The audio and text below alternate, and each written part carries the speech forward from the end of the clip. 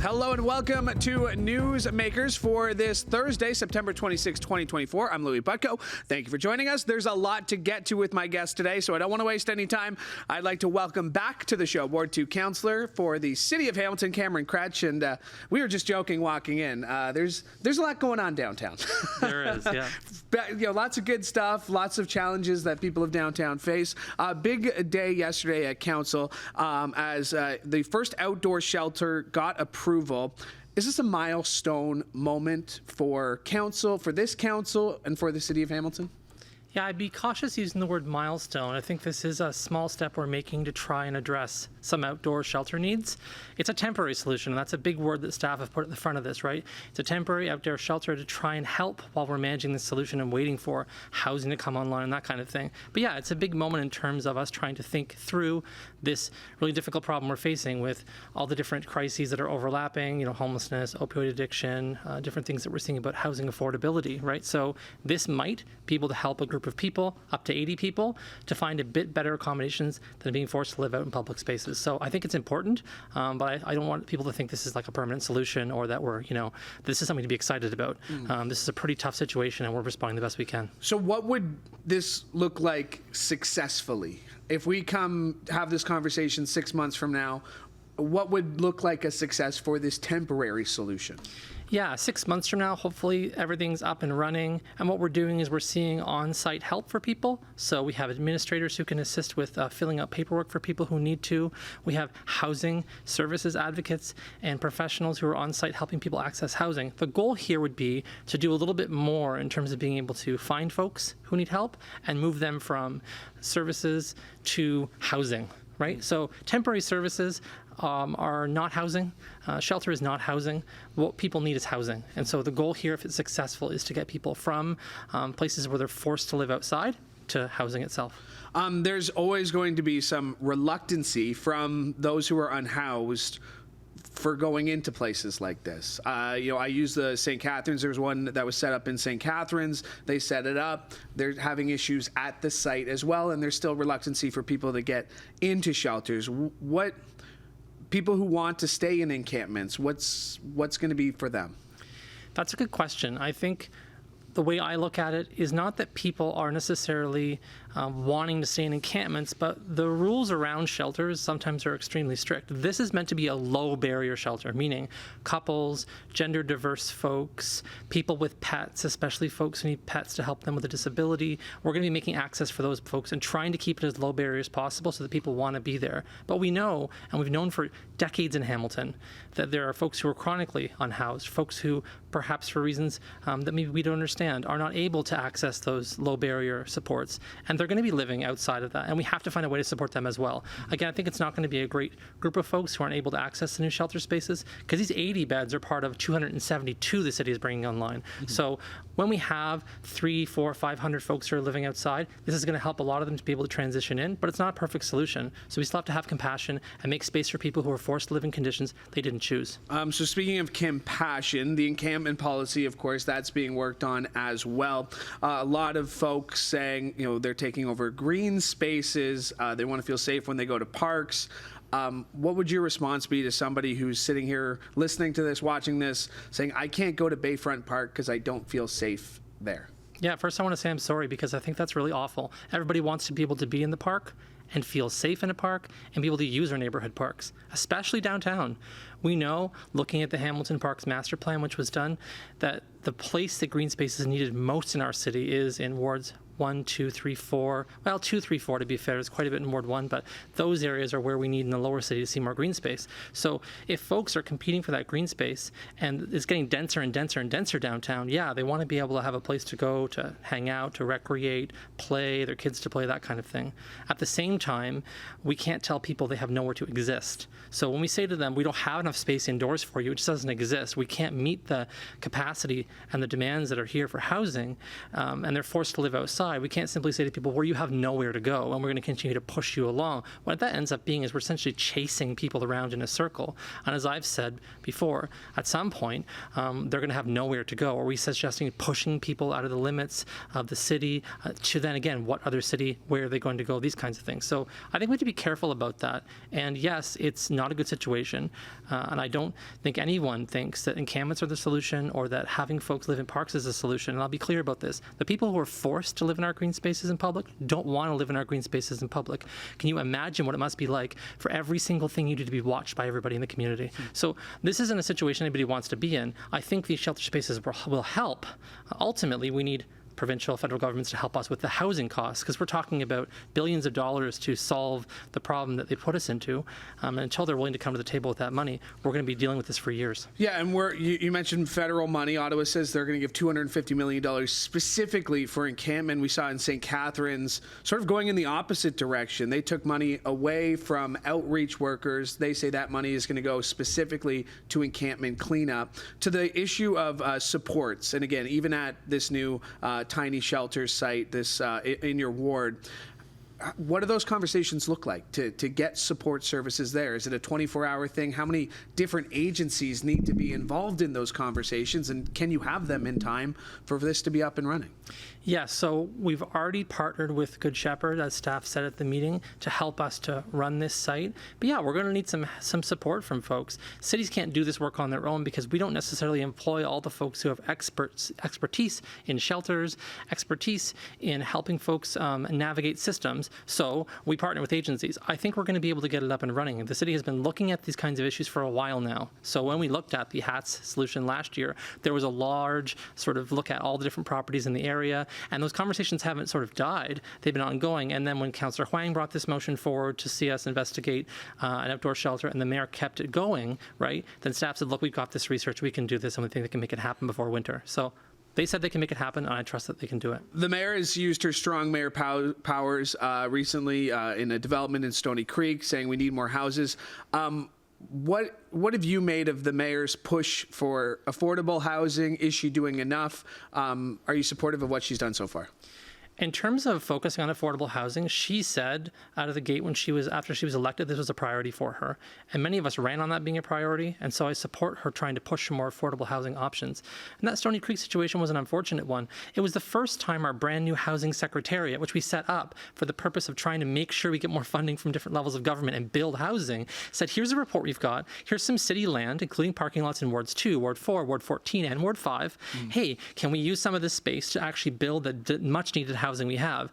And the only pushback was out in Ward 5. And so, I think she had to make the decision to say this is a whole city focused issue. This isn't about individual wards and parking lots here and parking lots there. We'll find solutions to help people with their parking needs. At the same time, we're going to have to build affordable housing.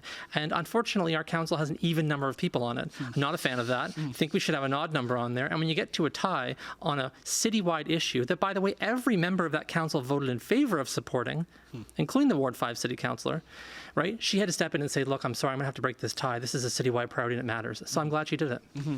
Well put. Let's move on to another issue downtown. I was at Supercrawl for a couple of days over, a few weekends ago. Good for you. It was fun. Thank you. It was a great time. It was a great celebration, and I mentioned it on the broadcast. It was a great celebration of everything Hamilton. I did have one person come up to me, off air, and they were asking me about Hamilton City Centre, because that's where we were set up. We were set up right at Hamilton City Centre, and we got a first-hand look at what's going on. They were literally painting it, right? Painting over graffiti the day of. And the person was there with their kids. They said they love downtown, but they were putting lipstick on a pig. And they were concerned about the future of Hamilton City Centre and what's going to happen. What is going to happen with that building? And how can you push, as the councillor, how can you push a solution sooner rather than later? Yeah, it's a good question. So the city centre is going to get redeveloped at some point. They're going to tear it down. a couple things have to happen before that. They've got to make sure they've got certain financing lined up and timelines lined up. We have rules at the city about demolishing buildings before you're ready to go, because we don't want to have now a hole in the ground. That creates a different kind of situation for people where they start feeling frustrated looking at that all the time. And so as many issues as there may be with the city center, and I know we're painting it up and making it look a little better, and we're trying to do more of that work, it's probably better for us to have that structure there than to have a hole in the ground for an indefinite period of time. If you look at the James Street Baptist Church near City Hall, where the entire back of the church was demolished, and we've got to look at that for the next number of years. That's been a huge eyesore. So it's a bit of an eyesore as it is now, but it could be much worse of an eyesore if we just sort of tore it down immediately. In terms of the city being able to pressure people to do things, that's not really within our scope, unless we were to seize the property or expropriate the property at a high cost to do that, and then hopefully try and do something with it. When I spoke to folks at the city center last year about, well, can we use this space for something in the meantime? They said, look, sorry, what we did as day one is we came in here with salvage companies and destruction companies, removed all the sort of plumbing and electrical, and so the building is kind of dead in a certain kind of way. And there's not much that can be done with it when you don't have any ability to use electricity or plumbing or those kinds of things. It would cost millions, of course, to put it back. So we're in a bit of a strange space. I think it's why it's important for the city to have better policies when people buy big properties like that downtown, so that we can say, wait a minute, before you get in there and start doing salvage and destruction, can we talk about how we might be able to use this until it's built? And that's something that staff are looking into now after I had a conversation with them. Of course, that's part of a huge block of downtown, of part of your ward that's going to see a lot of development. And part of that is also the Hamilton Arena project. Yep. I had Louis Reporty on here last week from Golings, and he's an advisor to the Hamilton Urban Precinct Group. I asked him about his relationship with council. He had said that he's had no engagement with you. He said the group's had no engagement with you. How would you respond to that? Yeah, I'd say the same thing. I guess I've had no engagement from Lou. I mean, Lou knows how to reach me. There are thousands of organizations around the downtown core and, many, many residents. And so I balance my time by responding to requests I get. We haven't had the opportunity to meet, but I'm sure he knows how to find me if he wants to talk. And right now the mayor is leading on that subject, and she's made it really clear that she wants to be there. She wants to be front and center. She's going to the opening. She's having those conversations, and she's championing that. And so good. We all share the work at City Council, and I'm the Ward 2 City Councillor, but there are tons of things that are seen as citywide assets, including entertainment assets, including things that everyone comes here to enjoy from downtown, like our waterfront. And so occasionally the mayor's going to take the lead on something, and I'm not. And so good for her. Is it just you feel you don't have much to contribute to the very specific project of what they're doing? Is that? I mean, I'm confident that OVG knows what it's doing, right? OVG has been doing this work for a really long time. They're going through the arena process of reconstruction. Truthfully, what am I going to add to that at this point? And the answer is not a lot. They're the experts. Yeah. I think one thing I can do in the future, when they get the BIA online, when we start to see the construction finishing and having conversations about that, I'm sure there's things for me to participate in. Yeah. But nothing's really taking shape at the moment. And frankly, it took a really long time for the city and HUPEG to kind of work out this deal. There's still some questions around that. And I want to wait till that's been sorted out before I'm in any way involved in it, and make sure the public has clear access, transparent access to all the documents, understands the deals we've gotten into, because there's land changing hands and those kinds of things. So for me, until those kind of muddy waters are sorted out, I am keeping a bit of a distance. But there's a lot of concern on what's going to happen with the Salvation Army property there on the corner. What's your level of concern? Obviously, if the mayor's taking the lead, you still want to have a say. It's a very important part of your ward. That's a very important part of downtown, but also that block even.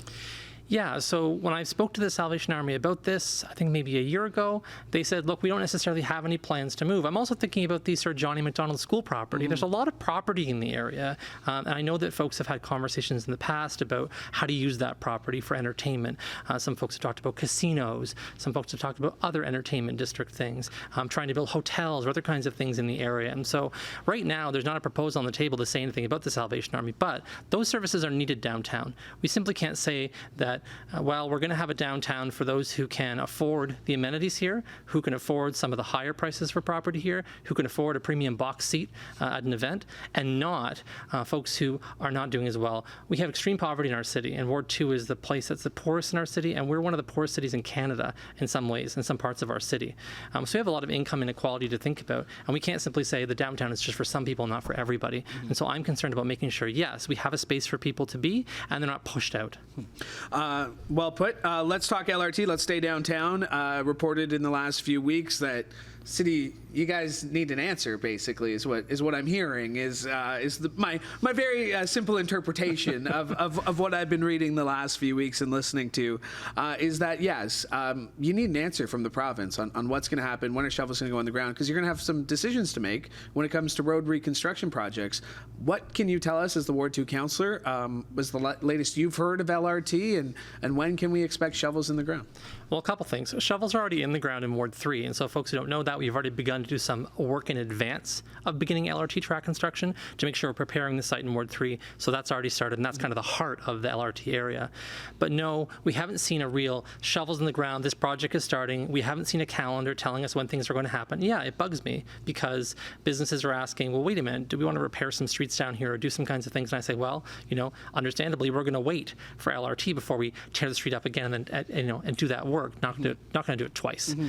And so I think one of the issues is that people are feeling impatient, and this has been going on for almost 15 years at this point. We keep asking the province, we keep having those conversations. The mayor is frustrated too. We want to know more about timelines. They're going through the process now of getting the bid out there and getting the project company lined up and all that kind of stuff. And so I think, from my estimation, we're a little ways off, but I'm hoping sometime in the new year we'll have more answers about timelines. But yes, I get the frustration. I'm equally as frustrated. We all want to see this project move ahead. So when you turn on the news last night and you see the Premier of Ontario at the 401 talking about a feasibility study of a tunnel under the 401, talking about major projects when we have a major project that we're waiting for, is there a certain level of frustration? Is it just an understanding of this is the job? There's the province, then there's us as a municipality. Like when you watched that last night, like what do you think as somebody who is waiting on a major project that's been promised, that's had funding, that's already started? I mean, for me, Premier Ford and the facts aren't friends. He continues to make statements about things like closing down safe consumption sites, ignoring experts. He continues to propose wild projects at Ontario Place and now digging tunnels under the 401, again, with no expert advice that I can see, and with everybody reaching out saying why these things are unfeasible. I think he's trying to appeal to the imagination of voters coming toward a provincial election and propose a lot of ideas that seem like they're going to do something without a lot of evidence that they're going to work. I'm not frustrated that he's announcing other projects happening in Ontario. Go for it. He hasn't ever signaled at any point that he's not going to continue to fund the LRT in Hamilton. So I'm not going to start taking signs and signals from the Ford government. They're famous for dropping out little carrots here and there and expecting everyone to react to what they're doing. I'm not taking the bait anytime. He can say whatever he wants. Let's stay on provincial politics. Last week, I guess, you were part of the process that nominated the current independent MPP in Hamilton Centre, Sarah Jama. I know someone you've supported for a very long time. You also put out a tweet as well, basically calling on the NDP, here it is here, basically calling on the NDP to support her as an independent or welcome her back into the party.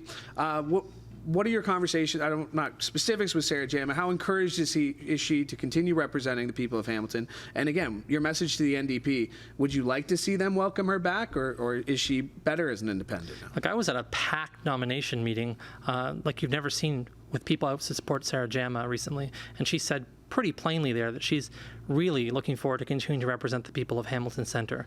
I can't really speak to whether or not the NDP is going to offer her to come back to the party and what she's going to say to that. That's for them to negotiate. But what I will say is I do think it is a mistake to try and do this, try and have a candidate from the NDP run against Sarah Jama. It's one thing to say, you know what, we don't agree 100% on what's going on here. But when you look at the policies that they're talking about as an independent MP and the party, they're extremely alike. So why would the NDP run someone against someone because they don't agree on a couple of issues? To me, that seems silly. The potential there is to do things like split votes. So if the NDP is looking to have a really continued presence in Hamilton overall, I don't think picking a fight in the center of our city is a smart idea.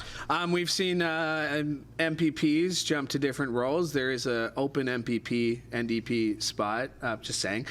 Would you have any interest in ever jumping? I mean, we talked about municipal politics being, very, very hard work.